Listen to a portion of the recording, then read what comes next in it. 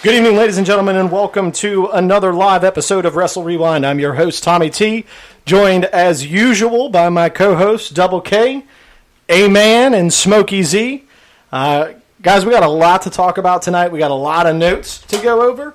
Of course, we've got two events that we're going to be talking about. We've got WWE's Stomping Grounds coming up on Sunday, and we also have AEW's Fyter Fest coming up as well. So we're going to be touching on both of those events, and we're going to go ahead and kick it right off with Stomping Grounds this Sunday on pay-per-view. Couple of interesting things about this event. We were talking about it before we went on the air. First WWE pay-per-view in a while that has not sold out. How do you guys feel about that? I'm honestly, on this one, I'm not surprised. No. I just don't feel like there's any real excitement surrounding this pay-per-view. Yeah, the card doesn't look all that great. Well, I mean, it looks it looks like something we would see any Monday or Tuesday night. Right. On a weekly basis.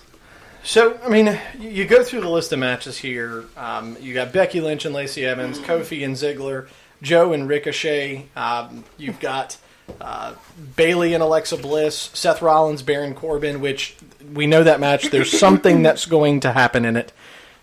Who knows what, but something. We still don't know who the referee is going to be for that match. But they were supposed to reveal that this past Monday, but, that didn't happen. Well, it's kind of like Lesnar's cash-in. It's supposed to happen 3 or 4 times. So, we've also got Daniel Bryan and Rowan versus Heavy Machinery, and then Tony Nese versus Akira Tozawa and Drew Gulak. Xavier Woods and Big E. Big E returning to action against Kevin Owens and Sami Zayn, and then, of course, Reigns and McIntyre. What match are you guys looking forward to the most off of this card? Can anybody guess which match I'm looking forward to the least? That wasn't the question I asked. I'm just what match are you looking forward to the most? I think Chris is looking forward to the Sami Zayn match. That should be a given. I will put you through this table. And I will do it. That's not going to be an easy task either, so I feel sorry for you. Well, I mean, he's skinny enough. He could probably fit through the crack right in the middle there. Becky Lynch, Lacey Evans? Amen. So I was going to say that as well, but for... Copy it off my paper. Whatever. But for multiple reasons, so... Short answer, Becky Lynch. Smokey? And Lacey Evans.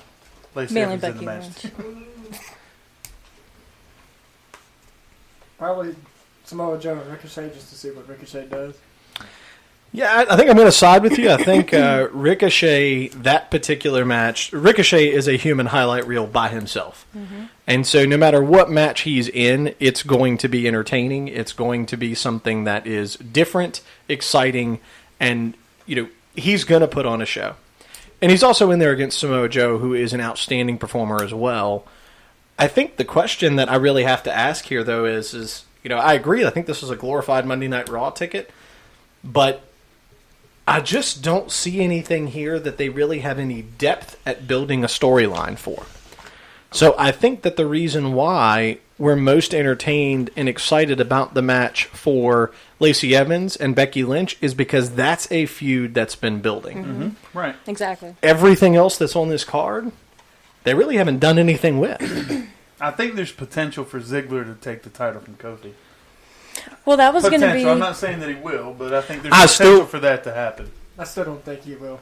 I would still not be surprised if, again, I'm hanging on my hat on the Lesnar going to SmackDown deal because of SmackDown moving to Fox in the fall. Yeah. I think I'm still going to hang my hat on. WWE is spending so much attention on focusing Lesnar on Rollins that the swerve would not be something anyone's expecting because it's what they're force-feeding us. Mm-hmm. That's true. So him coming out at the end of a Ziggler-Kofi match, especially at the end of a cage match, would be the ultimate surprise that would catch everybody off guard, except for maybe the people in this room and whoever's listening to the show now. Right. But it would be different. And I'm almost hoping that that's what happens because it would be a different storyline. Lesnar as the Universal Champion we have seen now for over 3 years. Mm-hmm. Off and on. So there's no excitement in that for me. Isn't that one of Fox's deals too, is they want Lesnar on SmackDown? Well, not necessarily that they want Lesnar on SmackDown. It's just more so that they want big names on SmackDown. The reality of it is that Brock Lesnar is the biggest name they have. Whether you like it or not, whether or not anybody in this room wants to admit it, he is the biggest name that WWE has right now. It has nothing to do with admitting it. You can't deny it. So, Right. And then you've got the ultimate reality that he's not going back to UFC. No. So he's going to be hanging around. I think that would be something that could turn this entire pay-per-view, which is really lackluster and doesn't have much meaning, that would be something that turns it upside down to show that they are going to change things up. Because right now, we're just getting the same old crap from WWE Creative that we've been getting for the past 3 years. It's getting boring. So, and the ticket sales for this show are a testament to the fact that it's getting boring. Because there's a lot of floor seats still available. Yeah. Not even just regular seats, but floor seats. Well, you can get a 2-for-1 right now, like we were talking about before the show. I mean, That's it's like bad. this is like the dollar menu of wrestling pay-per-views right now. Oh, man, that's harsh. I'm not saying you're wrong. It's just harsh. Well, I mean, It's like we're attending a show in Aylen. So, $20. give me Ringside 20 seat, $20. Give me $20 and some envelopes, and you got a seat. So, there's nothing else on this card that really jumps out to me as stellar. I really do think that the one match besides the Lacey Evans-Becky Lynch match that has the potential to steal the show is the Ricochet Joe. Because those two guys will go out in that ring and put on a performance like no other, because that's what they do. Do you think Ricochet takes the belt from Joe? Oh, I think it's time. Joe really doesn't have anything else left to prove. No. Ricochet is still at the very early stages of his career. But I think Joe needs to retain. Why? Joe needs a strong title run. Yeah. If anyone's ever going to take him seriously. I don't think he loses it here. I don't either. I just don't. I don't I think you're right. I think it is time for Ricochet to have something, and I think the U.S. title will be his first title. But I don't think it's going to be this weekend. So I do want to point out, though, that there's a title that's not being defended on this card. The women's tag titles? Well, those, and there's also another one. Have they even been defended since they won them at WrestleMania? I see. Oh, yeah. The Iconics, have they defended their title? They just defended them this past Monday. On Raw. On Raw. And I don't think there's anybody in this group that's a fan of the Iconics. I love the Iconics. You know what? Man. Sarah is a huge fan of the I Iconics. love the Iconics. Nico likes the Iconics. He just raised his hand. She literally struck the iconic pose in the kitchen yesterday and That's yelled so iconic. awesome. That's so I was like, awesome. Come on. That's So great. the three of us are not fans of the Iconics. They are funny. I'll give you that. I'll give you that. And they're great on the mic. I was going to say they are probably the Like, best female the talkers in-ring that they work, have right now. Yeah. They can Right. develop over time. I don't want to say that's easy, but they still have plenty of time. But if you don't have a good character, So I agree with you, but I'm going to ask you to pause for just a second and think about what you just said. They're great on the mic, but they can't wrestle. That was what you just I said. didn't say they So- can't Go wrestle. stand in Why that have corner the belt? while you No, no, pause. I was right. But I that, didn't say they can't that right wrestle. there is the problem with WWE. And I'm not saying it's right or wrong. And they can wrestle. I'm just saying they definitely. I feel like had they come along when we had a butterfly belt, The Divas. the Divas era, they would have fit perfectly right there. Yeah. But they. Not in this one. I So- could have seen the Bellas and the Iconics But go head to head for my- the butterfly belt. My point on that, my point at Iconics and this, The Bellas. Oh, yeah. Yeah. my point on this is that what she just said is the validating point of what's wrong with WWE right now. There's too much focus on the entertainment value and not enough on the in-ring work. Agreed. People became wrestling fans because of enjoying watching the actual interaction. If we got today and none of us were fans and we watched today's product, what do you see that would make you want to keep watching it each week? Nothing. Didn't take Smokey long to come up with that. Right? I mean, there's there's a few things. So if what I want you to do, hey man, I'm going to give you some homework. Next week on Raw, Jeez. And then, well, you're all going to get homework by the end of this. I'll just take Put my your little ass in that corner and do it. my little camera and my Put your little nose light. in the corner My little light when I and have just like shut a your comic. mouth. Yes.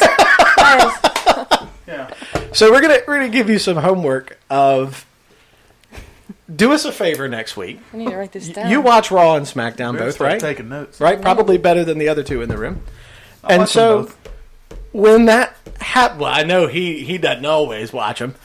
So what I want you to do next week is I want you to start a stopwatch at 8 o'clock on Monday Night Raw, and start that watch whenever there's action in the ring. Start the watch. Physical. Stop the watch. No, start it when there's action in the ring.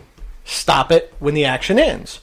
Not backstage segments, not R-Truth or Drake Maverick running around just with. matches. Just matches. He got married today, by the way. And then we're going to take a look next Did you week see- at how much in-ring time there is versus the 3 hours that show is televised. It took exactly 14 minutes for a match to start on SmackDown this past Tuesday. Well, that 14 That got to is- be a new record. that 14 isn't anything compared to the 40 it took on Raw 2 weeks ago. Wasn't it over or like close to an hour? It was 40 minutes. They get into matches so much faster on SmackDown than Well, they don't have Well, 3 they- hours. Well, I know Right. they got 3 hours, but still 40 minutes to get to any match. There's nothing. Brutal. There's nothing about this card that, we make it a point to get together for these shows every Sunday when they have pay-per-views, and that this whole group, along with outside friends, we all get together for these shows, and there's actually nothing on this one. We always talk about there's usually at least one intermission match on every card. And it looks I a could whole go down this card of list and intermission go- matches. So here's what I'm going to say. The Raw Women's Championship, I think Lacey goes over Becky, and I think that's the right choice at this time. I think Kofi retains over Ziggler. I'm torn on that one. But I'm still banking on a Lesnar cash in afterwards that takes the belt off of Kofi. I'll give you, even if Dolph wins it, there's still a Lesnar cash in. So, Y'all are, well, the reason why is because, again, they want Lesnar to be a true heel. Him killing the Kofi story would get him more heat than anything else in Oh, the yeah. business It would right be now. If Yeah. he took the belt from and I Seth. think Right. that's going to happen. I just don't think it's without going to be a this doubt, sure. Sunday. It'd be like, oh well, great, he took it from Seth. Here we go again.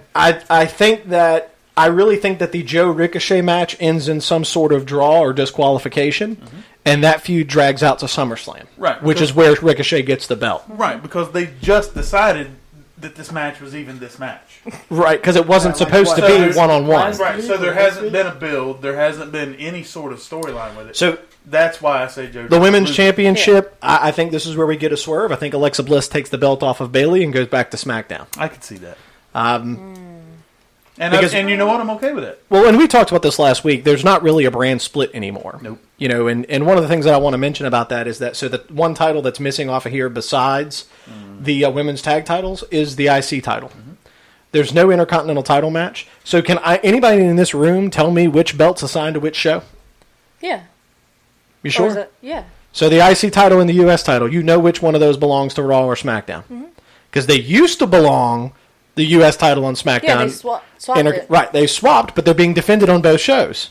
So which show owns that belt? Oh, well, Technically, It should belong to Raw, right. but that would mean that would mean I you know have where a you're getting at. that would mean you have a Raw title, which is your premier brand that's not even being defended at your pay-per-view. There's not even an act. Can you tell me a feud that it's involved in right now? well, it's because Finn is hurt, right? That's fair. So He's injured, but it's not a serious injury. And what usually happens to stars who can't defend their titles? They drop the belt. But I mean, they're so limited in options on SmackDown right now. They're not limited in options. They've got more Yeah. talent than they know what to do with. They're just choosing not to use them. Look at the actual roster. Go to WWE's roster page. I agree. There's They have- enough people there that They they do, could. but in their mind, Shane has to have at least 15 minutes total each show. If not, it's being spread out throughout the So entire put show. him in the feud for the Well, IC that's what I'm title. saying, but it's just one of them things. It's There's that, just nothing compelling happening right now. So That was us, by the way. the thing that's frustrating for me is that we've seen, and you can go on and you can find so many stories about WWE talent right now that are essentially their silence and loyalty is being bought. Yeah. Because WWE doesn't want to let them leave. So just recently, I'm going to touch on another note. Well, you know what? Let me hold off on that. There's a quote that I put down here for you guys that someone reached out to one of the production team members about the feel backstage going into Stomping Grounds. And this was a quote from the gentleman who got his information from a WWE talent member. Texting with a WWE source who travels with the crew, said the vibe going into Sunday's pay-per-view is similar to the vibe around the in-your-house shows from back in the day. Lack of meaningful matches, low ticket sales, and general feeling reminds them of 1995, 1996. If you guys can think back, you were still running around in diapers at that point. This was back in the days where WWE wasn't very good. Oh, it was a struggle. Yeah. I mean, this was before Shawn was even a big deal. Mm-hmm. He was on the cusp of becoming a big deal. Yeah. How do you feel about that? I mean, go back and look at the quality of those in-your-house shows. I was just in there, picturing them. I think that statement alone, though, kind of feeds into everything that we've been talking about week over week. I think we're on a path right now in WWE where it looks like they're just not even trying. Well, they haven't had to for 20 years. But now they do, apparently, and they're not. They're not doing anything. It's almost as if they don't know exactly what to do. I think that's what it is. I think they don't know what to do. And I feel like they're having a little bit of an identity crisis right now. I don't feel like they know exactly who they are right now and what they want to be. Well, they better figure it out fast. Well, I agree. Because I can tell you that lack of pay-per-view buys and sells for tickets, if you're an investor, that's a troubling sign. Well, yeah. Do we want to throw in the location of it as a factor at all? Because it's not like they're in New York or Philly or Chicago, but they've typically never had a problem filling their not pay-per-views. No matter where they are, usually. But they're at a point now where they're almost trying to give tickets away. Well, 2 for 1. Because they can't sell them. And so take WWE, the actual company, out of the equation for that. What does that say if you're a wrestling fan about the performers that are going to be on that show? What does your commitment as a fan say to them if they can't even sell tickets to put tails in seats? I mean, think about the message that sends. Because I think that's the point a lot of people are missing right now. They think of going to a WWE show as supporting WWE, which, I mean, you are, but there are performers that are impacted by that. And so what I don't want is to see, there's a lot of wrestling fans out there that are very hypocritical that will be very quick to tell you that WWE's product is awful, but they'll still walk around wearing a WWE t-shirt. Oh, yeah. So don't complain about them if you're still going to watch their product and if you're still going to go to their shows.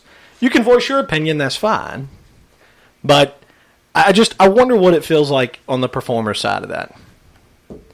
If you're a Ricochet going into what's arguably your biggest match on the main roster to date, and you can't even sell out the arena. Well, I mean, it can't feel good. I don't think we have to even be in anybody's shoes to understand or know that it's not going to feel good knowing that they're literally giving away seats just to put asses in seats. They're literally giving it away. Yeah. That's I mean, where in there is there a feel-good story? There's not. It's just not there. The best thing that they can do is come out and literally tear the house down.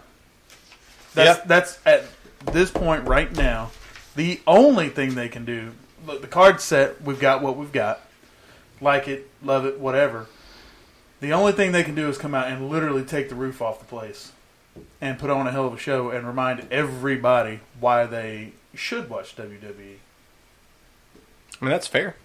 I mean, if they don't do that, if they come out and crap the bed, what happens next? So do we get a quality WWE pay-per-view, or do we get a Super Showdown? No, I think it's going to be a good pay-per-view. I hope it's. I don't think it's going to be anything great, but I think the matches are going to be solid. No, I really hope that it is. Yeah. There's just not a lot to look forward to. They haven't given us anything to look forward to. And I think, too, real quick, at this card, they don't have a whole lot of momentum going into it either. No. But they didn't really have a lot of time to develop anything new from Super Showdown to every week. This show. Well, but what she's saying is between the two shows. Right, yeah. They didn't really have a lot of build time. You're right. Because if you remember last year when they were promoting Super Showdown, and there was I think 2 other pay-per-views because it was the Evolution pay-per-view. Mm-hmm. Granted, that's all females, so it's kind of different, but... And then they had another show right after that. So we kind of got the same thing this time last year because they didn't really... They had, 2 weeks in between? Maybe? Yeah. So you can't... What would they have started in 2 weeks? Without us sitting here saying, oh, well, there's not really a lot of build, which... for the majority of these matches, it's repeats or there's not that much build, but... Well, I mean, I feel like with Super Showdown, there was no build to anything they did except for a little bit of Dolph and Kofi. Everything else was just kind of And I think that was because they knew they were going to carry that storyline farther than that show. Right. But as Nico over there had brought up, what did Super what did Super Showdown do to further anything? Because all the matches were just kind of tossed together. Right. So anything they could have built could have started before that and led to what we have now. Yeah. What? I think we've beat stomping grounds What into happened? the ground. Something get you there? Yeah, a little bit. We've stomped it into the ground. We have.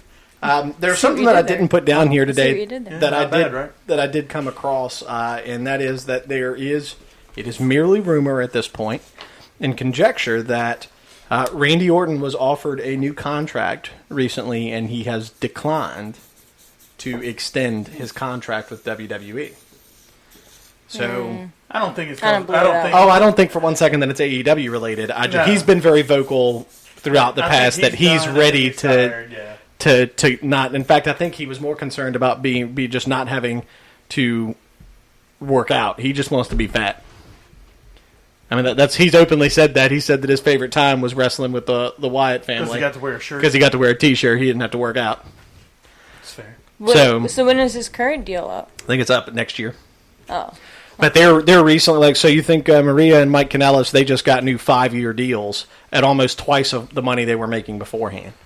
So WWE is paying big money for 5-year contracts for these people because that locks them in from being able to go anywhere. Yeah. So, and I got to tell you, if you're going to pay me twice as much as what you're paying me to just not use me, I'm all right with it. Yeah. Save your body. Don't have to do anything. I'm all right with it. Save some money, and save you your can body. still live very luxuriously. So moving on, there was a Nico actually sent us some information earlier today. Good job, Nico. About this next part. Hey man, did you see that revelation about Nikki Bella? Yeah, I did. I actually watched the video clip. So how do you feel about that? You're the female on the cast, so I'll let you start this one off. It's sad because I think the Bellas. You think of tag team women's wrestling, you know, kind of the Bellas are thrown right in there. I was never really a fan of them. They just didn't really do anything for me. But Nikki, for what it's worth, she really improved on her in-ring work, and she was obviously the stronger Bellas. And I really didn't think Brie was ever going to come back anyway, because she loves being at home, right? Mm-hmm. Right, and it kind of, if you don't have both Bellas, it kind of takes away from that impact and that feel. So I'm sad for her, but I'm not really surprised that she's done. Yeah.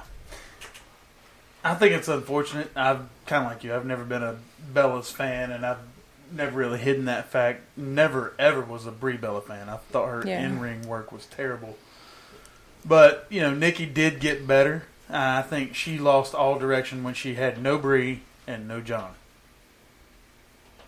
I think when both of those things were gone, Nikki had zero direction, nowhere to go, no clue what to do. Again, kind of like WWE, didn't know who she was as a wrestler. So I think it's unfortunate. I hate it, but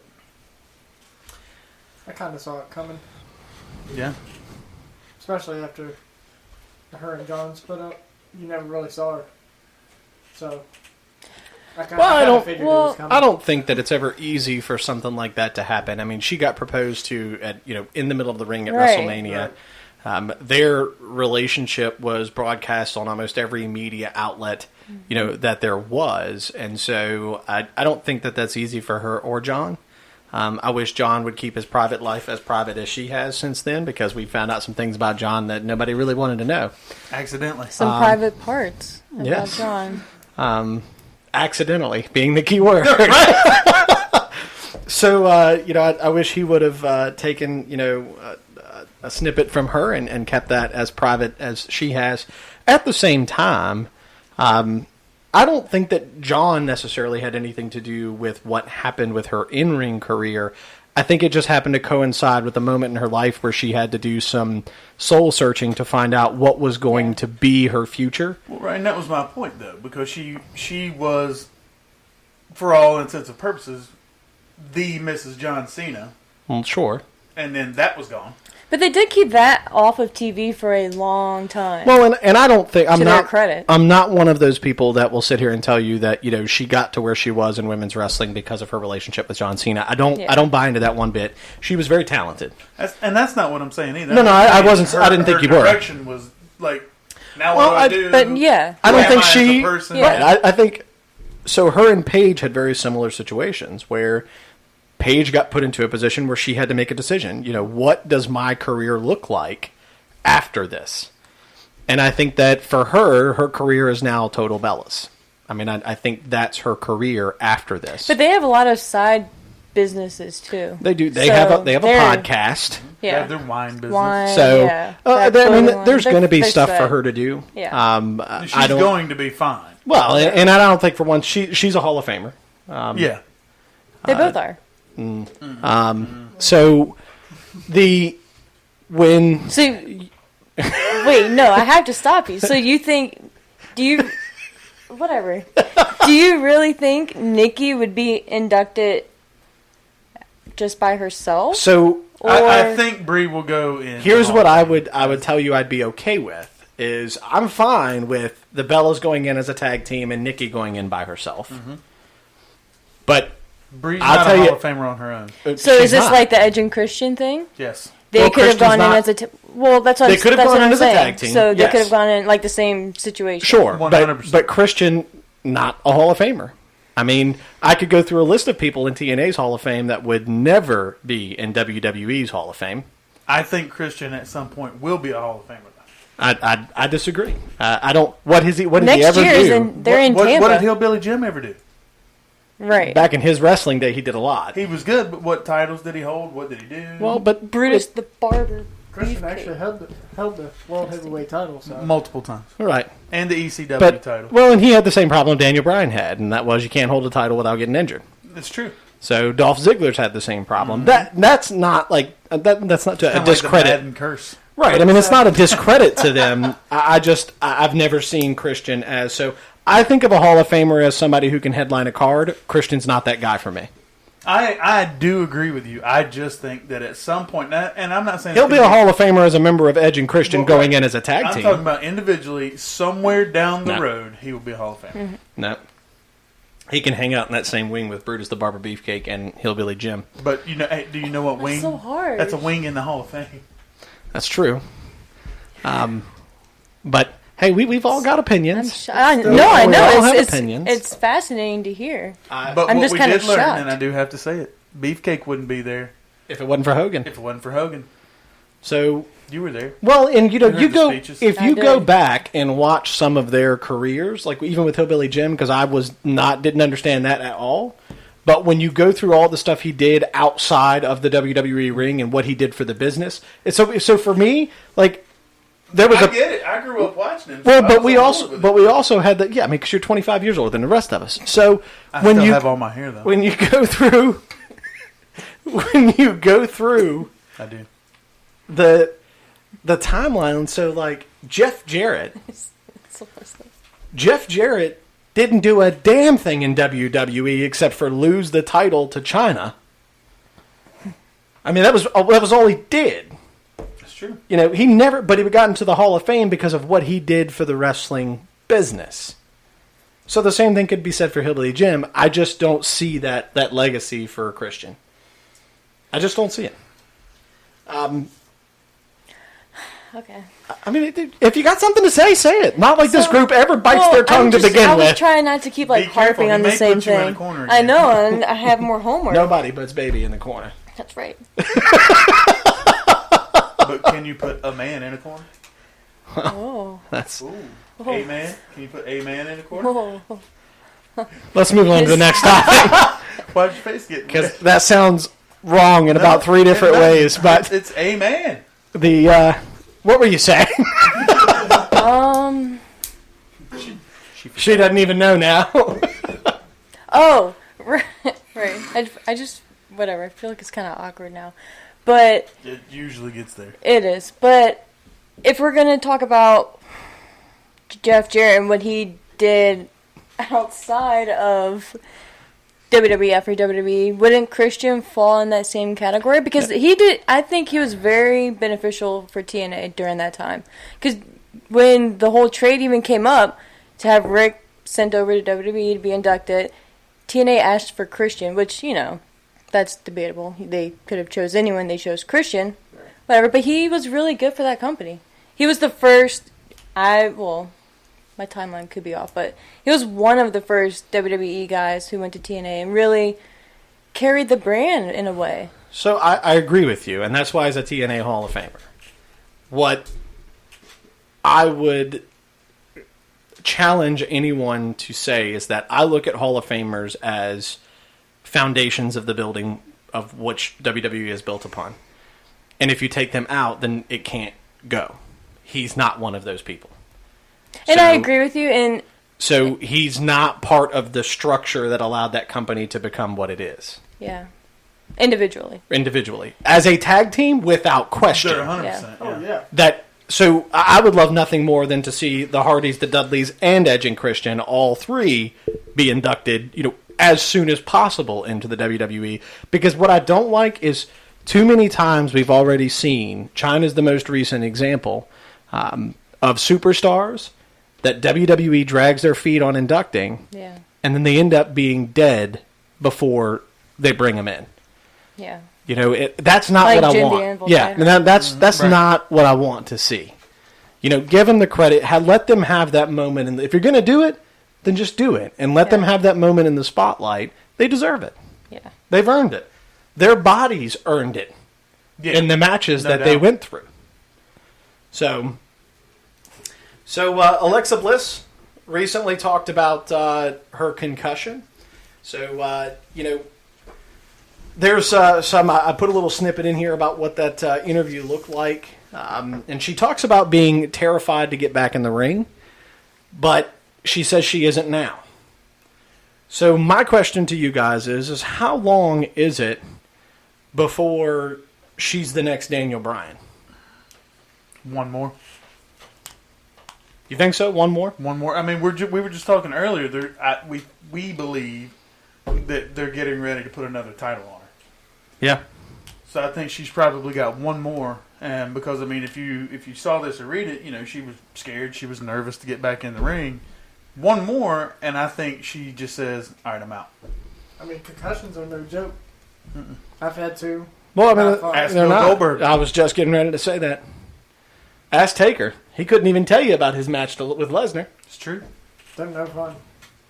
So, my fear is that... I've never been an Alexa Bliss fan. I know Smokey is.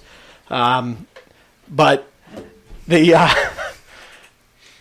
Alexa Bliss thing for me, and I've never given her enough credit, but I go back now and I think about the 2 or 3 years when she was kind of running roughshod at the head of Raw with Nia Jax, and that whole dynamic that they had going on there. I don't know that you have the women's division where it is on Raw without what Alexa Bliss did to it for the first year and a half to 2 years that she was there. Make a statement. And on SmackDown, too. Same thing when she was on SmackDown. I was upset when she was traded to or drafted to Raw, whatever you call it, because she was one of those superstars, whatever, who I don't think would have gotten the opportunity to shine like she did if there wasn't a brand split. Sure. And I was scared when she got traded, she was just going to get lost in the shuffle. Well, and that's my biggest fear with this whole thing of the wild card rule is I feel like you're wasting talent that you've got on these rosters that you're not even giving TV time to because you're too busy. Is it just me? But again, is it the same people that we're seeing the wild card rule used for? Mm-hmm. And they're literally just bouncing back and forth, and half the show on Tuesdays and Mondays consists of the same people from the other night. Yeah, but everybody's getting TV time on both shows now because they're chasing the 24/7 title into elevators and did you see what airplanes and what EC3 said about his recent performance in WWE? Hopefully he's not happy with it. He was quoted as saying is that every time I make you guys laugh, I die a little more inside. I saw that. And because I was just thinking... I get it. Oh, yeah, it's an embarrassment. Yeah. And him on Monday, it was just so embarrassing. Yeah, I mean, that was what he said. He said, every time I make you guys laugh, I die a little more inside. Because you're not there to make people laugh. You're there to... And I thought he was going to be one of the top guys. Yeah, he was supposed to. Like, he had the big intros and the build coming from NXT. Yeah. And literally, from day one, they've done nothing with him. And has he even been allowed to talk yet? I mean, I'm still asking myself, what are you doing with Aleister Black? His promos are just confusing to me. But at least he's getting really something. No, I'm happy they're doing something. Because I'm a huge Aleister Black fan. Yeah, absolutely. And he's an extremely talented guy. He is. And you're doing nothing. Well, and what makes me wonder is that are you using this because you don't have anything for him to do in the ring, so this is your way of just trying to keep him relevant on TV? That's typically what they do. If yeah, they but have then somebody what happens when it doesn't work? Randy turn into another Shinsuke? Oh, yeah. God, don't say that. Jeez. But am I wrong, though? No, you're not wrong. I just don't want to hear it. If you want to see what happens to a great entertainer when WWE doesn't know what to do with you, just take a look at Shinsuke Nakamura and what they've done with him since he got there. He's that poster child now for sure. He went to WrestleMania, won the Royal Rumble, went to WrestleMania, and, my opinion, they made a joke out of him after that. They took what should have been and was a outstanding match between him and AJ Styles. And I was even okay with the heel turn. Yeah. But then you made him survive off of low blows for 6 months. Gosh, yes. Every match. And it was like, seriously? Like, the guy's uber talented. And you're just going to crap on him. They're doing the same thing to EC3. Yeah. EC3's a little bit more stiff in the ring. Mm-hmm. He's not a Ricochet. He's not an Aleister Black. No. But he's way more talented than a non-vocal 24/7 title chasing,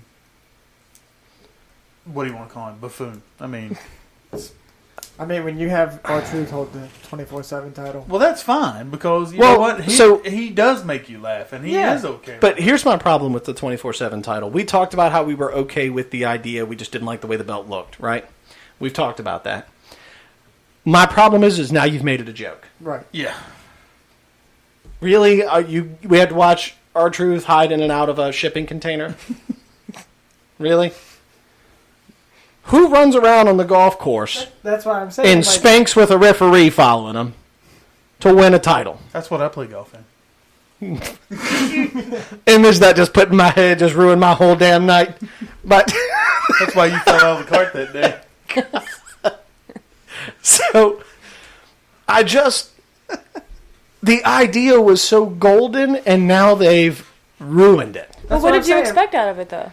I expected what I think most people, what most people expected to happen, and that was it was a recreation, a PC version of the hardcore title. But then what would they really do? How many times can you put someone through a table and hit him on the back with a chair? If that's going to be your mindset behind it. How long did they do that before? Not necessarily. They did that for quite a while before, and it was entertaining. Yeah. Not necessarily the putting people through table and hitting them with the chair, but have an actual match. Yeah. Not, let me sneak up behind him and roll him up. Yeah, I'm not. Yeah. Well, they kind of tried. Or let me pin him while he's asleep. And they found a way to ruin that. Right. I mean, it's a joke. No, I think they definitely should have an actual match. I think I would rather you just not even have the belt now because it does nothing. Going back to what I was saying, you put it on R-Truth, which I like R-Truth. He's a funny guy. So why are you going to put a title that is supposed to mean hardcore to a guy that's... Well, but they never said it was supposed to mean hardcore. They just said it could be defended anywhere, any place, anytime. It essentially has the same rules. It's just, yes. It's a completely different name, and this is the... Like I said, it's the PC version. It's the PC version of... Well, if there's one thing that anybody that knows us well enough knows that this group is not PC. At all. So, Nico, you're watching our feed over there? Mm-hmm. Okay, good. It looks like you're on the phone. Who are you talking Well, I can see that we've got some comments coming in from folks that are listening. So, I would imagine that you would let us know if it was something that we needed to respond to. I see one there. Do I really need to respond to the one that I can see from here? That looks like a name that I recognize. So, we're going to move on to the next segment of the show. If that says Bree mode. It does. Bree mode. She's sleeping on the couch tonight.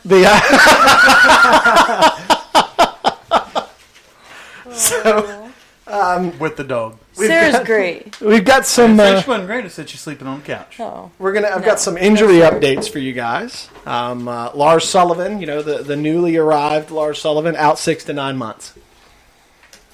I guess that's what happens when you throw too many lucha libres around. Yep. So it coming. Just got quiet and sometimes you just gotta let it happen. Yeah, yes, one too many fiestas. So, did they have a taco truck? There it is. Orale! Oh my goodness! So I hate you guys. Did you speak into the mic when you say that? AJ, who's been MIA for a little while, expected back in the ring for competition within the next couple of weeks. How about that segment he did with Gallows and Anderson when he essentially called them out and let them know who the best tag team in the WWE was?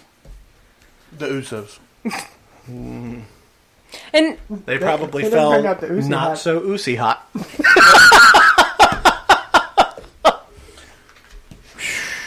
So there usually comes a point in each of these shows where I don't know exactly what to say or how to respond. That was that moment? Right now. We're there. Right so, moving right on past that, not to dig back up. Not to dig back up the Super Showdown fiasco. But there was some information that I got that I thought would be interesting to touch on. It had the worst pay-per-view buy rate out of any show for WWE in the past 3 years. Oh no! I thought I was shocked. That's my bad. So that was not what I was expecting. But it's just one of those things that it wasn't really that surprising to me when I saw that. Yeah. Now, what else do we have here? We have they already have run into a scheduling conflict for the next Saudi show that's supposed to be in November. Saudi Arabia, I don't know if you guys have realized this or not, but all three of the events that they've done there so far, they've done on Fridays, because that's when the Saudis have requested for WWE to do their shows. Yeah. That now directly conflicts with SmackDown, which will be moving to live on Fridays when it goes to Fox in the fall. So, well, just do what you've been doing. Don't take all your stars. And just take your Monday night guys and have Monday Night Raw. It does. There were 3 hours of weekly program that were allotted by Fox to WWE. Right now, they've committed to 2 hours of live broadcasting for the performers, and they're going to have promos. 1 hour of close. An in-studio 1 hour show, similar to what we saw on Saturday mornings back in the 90s, late 90s, where they would kind of recap what happened on the previous week's shows. See, if they would do it first, it could almost be like a Fox NFL pregame show. Well, that's true. Guys, what happened last week? Instead of recapping. But I really think this is the tip of the iceberg when it comes to the relationship that WWE and Fox are going to have. I think this is Fox just kind of dabbing their toes in the water to say, all right, so what is this really going to look like for us long term? It would not surprise me one bit if we find that, in the fall, or, a year from the fall, we're looking at 2020 at that point, if Fox goes, you know what, we want your other program too. Like, that would not surprise me, depending on the ratings, because I think you're going to get an entirely different show and program out of SmackDown when it goes to Fox in the fall. I think it looks completely different. They want a sport. I mean, they're touting it as a sports program. They're not touting it as an entertainment program. They're touting it as a sports program. Right. So you can't have the current WWE product and present that as a sports program. You just can't. There's very good athletes on it, right? But it's way too storyline driven right now to be broadcast as a sports program. So what do they do to change it? So I think it goes to a lot less promos, more in-ring action. PG-13. But let's think what the last. Well, they're PG-13. Okay. So they're PG now. PG-13 would be good. good. Yeah.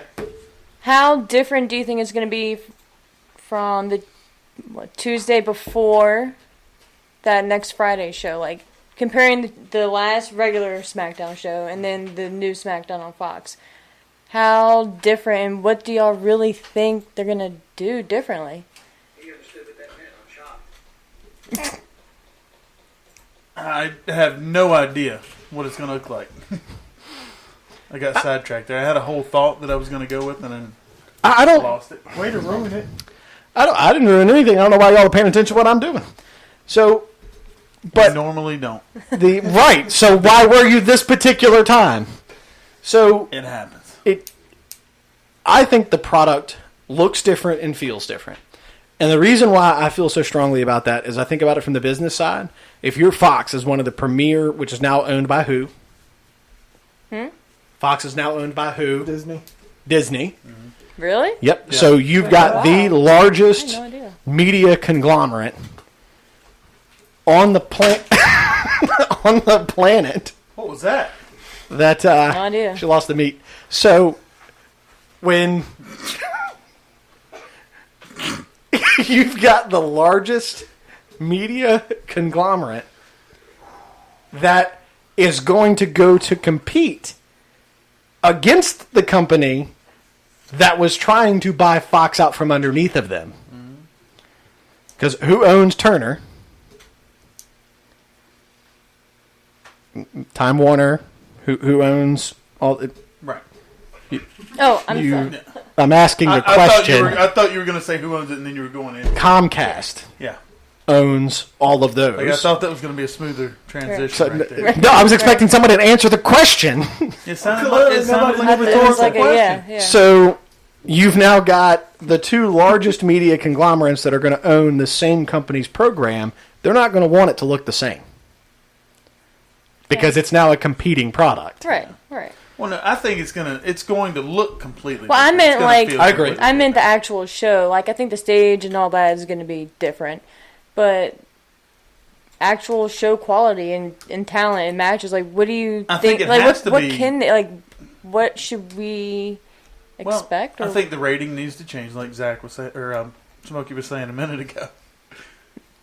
It has to go from PG to at least PG-13, so we can get a little more edgy. Mm-hmm. I think, in my mind, it starts leaning more, or even going toward more attitude. And do they era. start planting the seeds before then, or just gun ho the first show? Just like a shot. Oh, I think you go balls to the wall the first show. She said gung ho, but Yeah, I'm not going to say. What? It's fine. So I do. I think that. So here's the Smokey. Stop laughing. She didn't say beads to the wall. the AEW made very subtle, almost smooth transitions. I don't think you get that from WWE. I think you get Smash Mouth on the first show. I mean, I you think- kind of need it. You laughing at? You need Is it, that your especially word? after what they've been putting Why out is the that your past few word? weeks. Because JR had Yeah. Slobberknocker. Why And I can't I mean- have Smash Mouth? Yeah. I just think of the band. I like how they're having a different Yeah, they're having a conversation. whole different conversation in comparison to the conversation we're having. So, welcome back. Oh, Oh, hey, I guys. just realized I was like, we probably shouldn't have So, had that conversation. yeah, I think that we get a very different program from them in the fall. I don't know that that's for sure. None of us do. We'll find out, October, the 4th? Fourth? So, AEW's first show currently... 10-4. Yeah, Planet... Who invited her? You know So, what? Like 10-4. You're out. so... The, She was so excited with that. she too. was. It literally just clicked. And it was just We like, noticed. The that current... So that means that AEW, with the 4th being a Friday... 10-4? Them looking at Tuesday or Wednesday, they could potentially be launching their first show on the 1st. Which 10-1.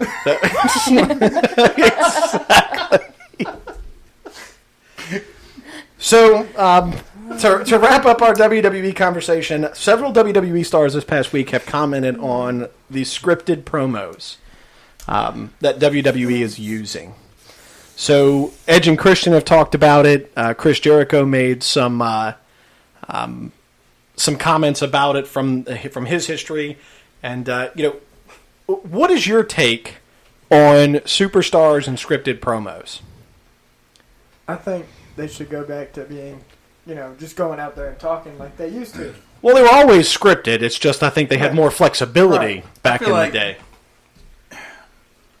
Give them talking points, give bullet points, and then let them get there. And I feel like you're going to have some people who are stronger, just ad-libbing, just going with the flow. Sure. Then other people, like Kurt Angle, has gone on record saying he was one of those people who literally memorized it word for word. Mm-hmm. And not that he would be lost without the promo, but if he forgot it, like he would stress himself out to memorize that before he went Yeah. out there. And So I can think- see that. yeah. Listening to GM Kurt speak to the crowd. Yeah, Dubba-dubba. But then I think that's why WWE. Double double.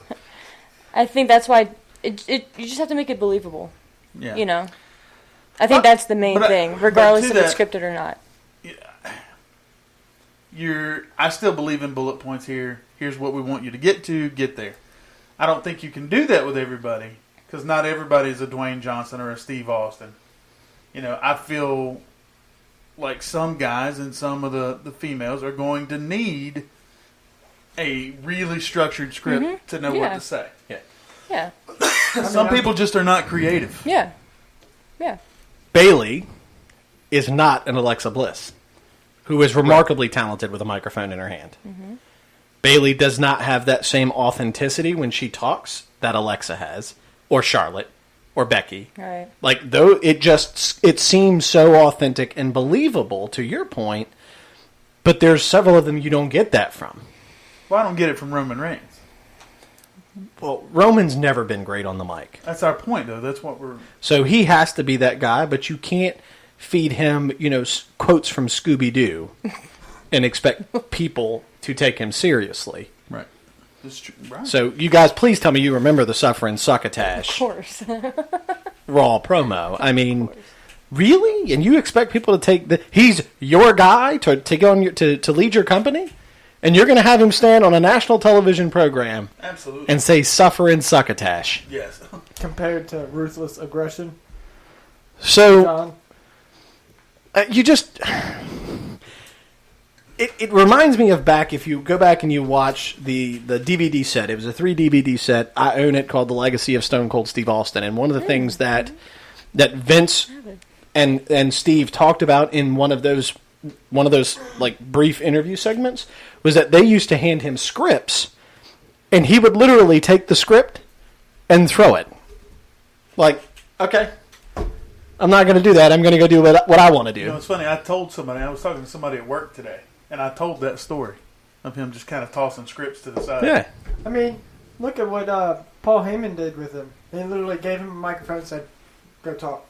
Well, Paul Heyman, I don't care what anybody says, and nothing will ever change my mind about this, is the greatest mastermind of professional wrestling who's never given the credit he's due. There you go. I'll give you that. 100%. Oh yeah. The guy, the best, we talked about this last week on the show, the best era for SmackDown was when Paul Heyman was running the creative for that team. You know what this sounds like right here? You're a Paul Heyman guy. I am a Paul Heyman Just like guy. CM Punk. He's got the hair to go with it. Just like CM Punk. You're fired. Moving on. That was a great Just point. turn your Double microphone K. off so you A can't great talk for the point. rest of the show. Right? You can share my mic just Hey, for that. here, lean, here. So You got to get it closer to your mouth.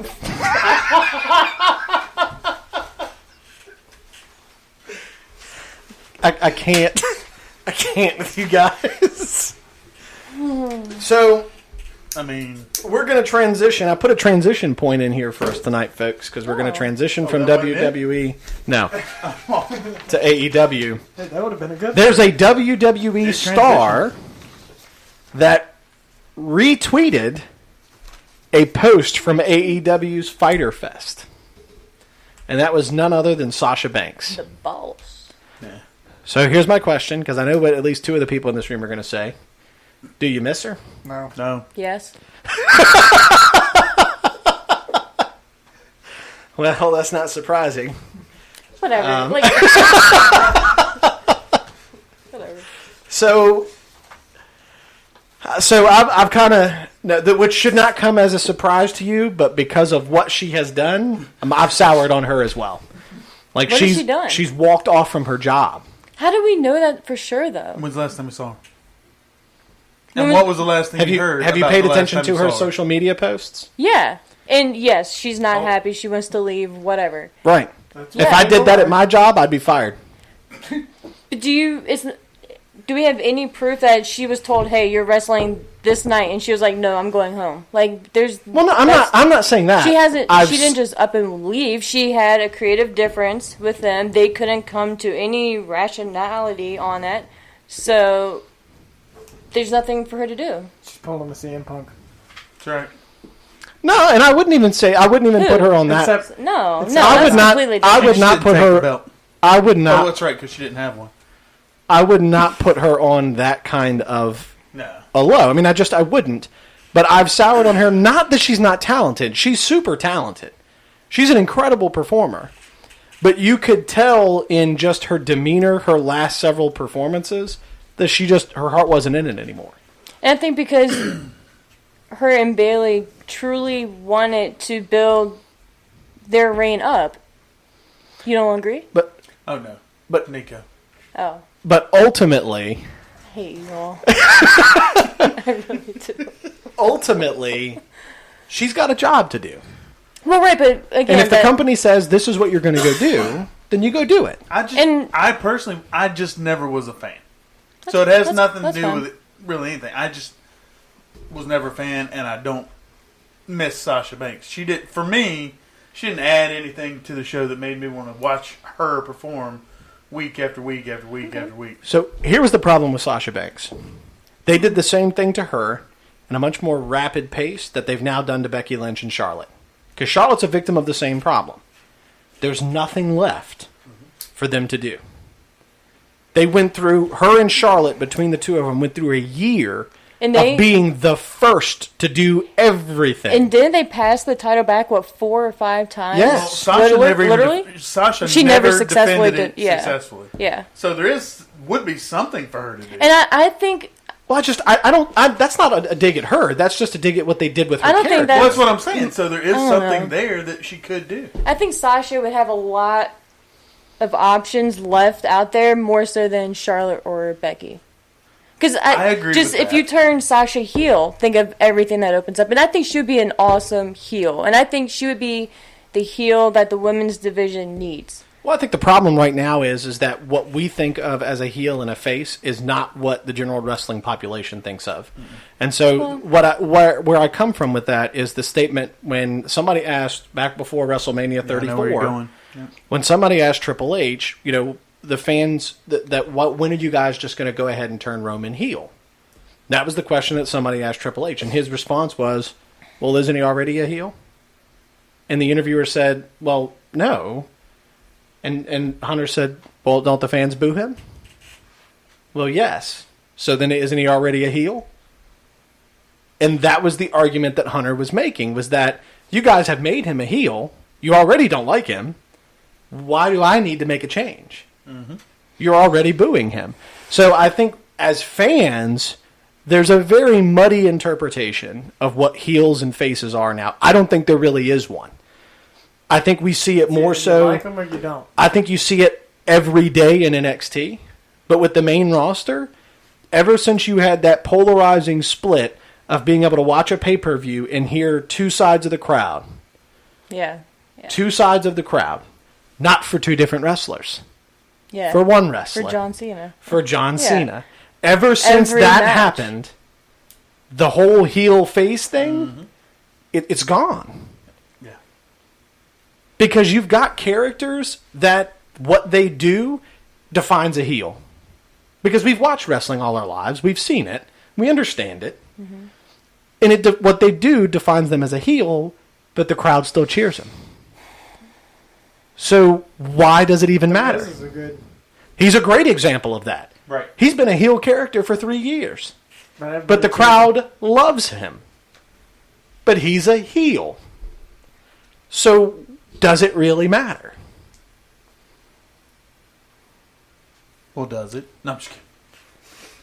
Yes. I mean, I miss it. I feel like it does. Because I feel like, yes, how or whatever the crowd decides to do and cheer, WWE can't control that. As much as they want to, they physically cannot control that. But I think they can still have a Sasha Banks do heelish things. Cheat to win. Run up from behind. Just do anything, like sneak attacks. Like, do heelish things, and then... So rewind to when she first got to WWE, the main roster, she was a heel. But because of the way the crowd treated her, they turned her face. Because they would still chant for her. They would still cheer for her. So if you listen to the fans tell you what wrestlers are. Mm-hmm.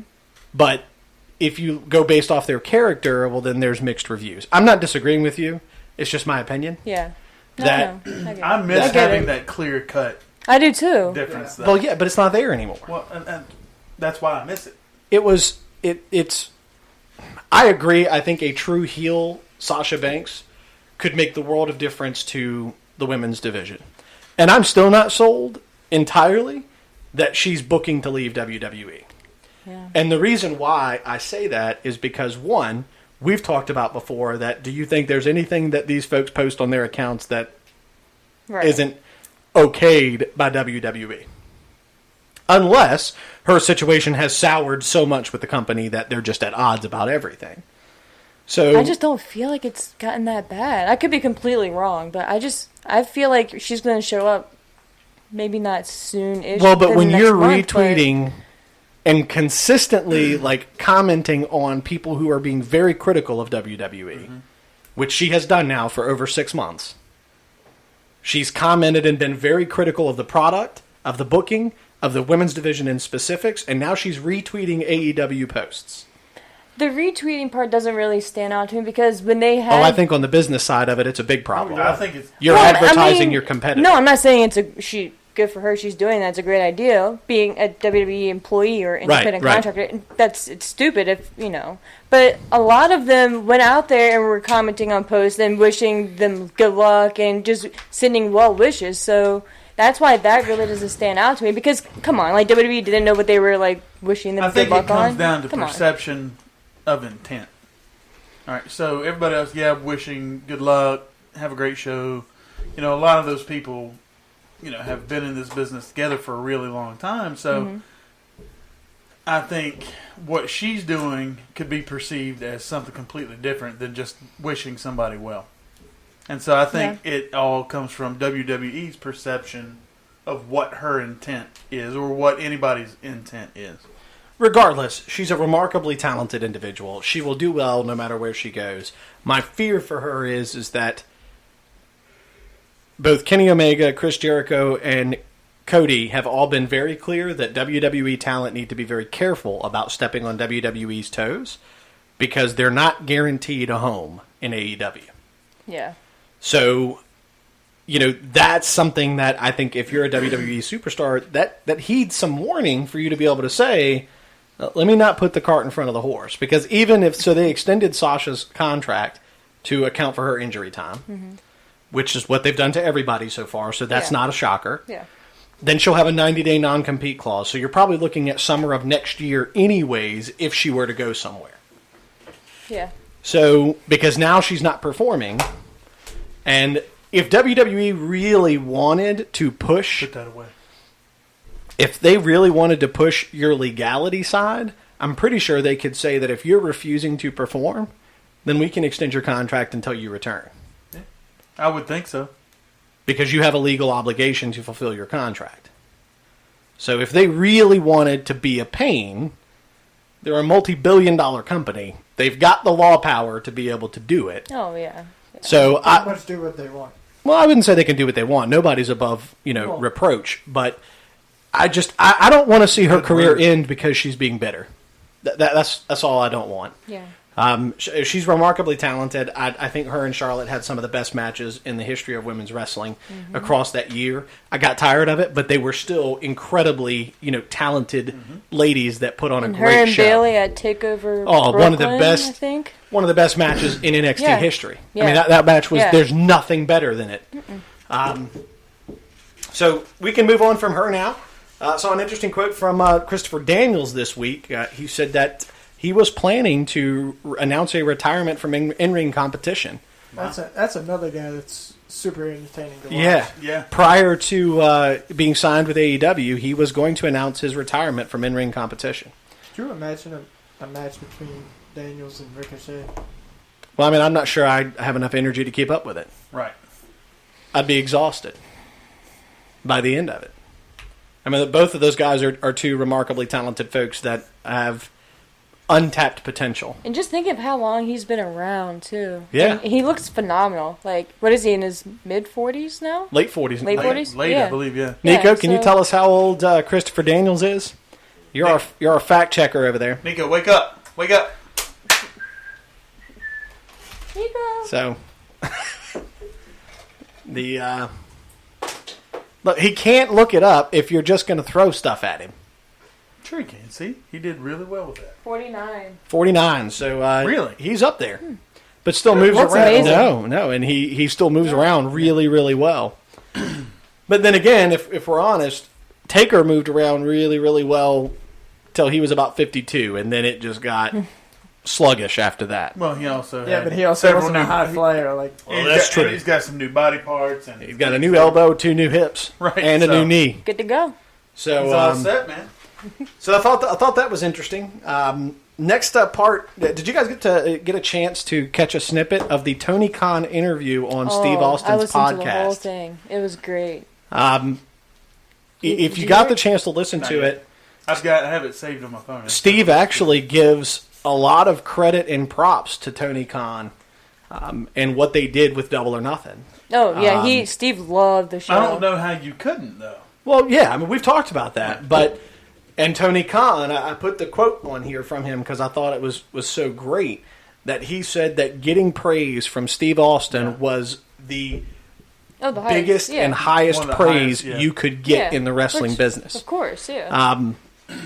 Stone Cold Which Steve is Austin. fair, right? Yeah. Well, again, because the WWE we have today wouldn't exist if it wasn't for Austin. Right. Like, there was a quote, if you go back and watch Steve Austin's induction into the Hall of Fame at WrestleMania 25, John Cena was the one that said, if there should ever be a man that deserves his own wing of the Hall of Fame, it's Steve Austin.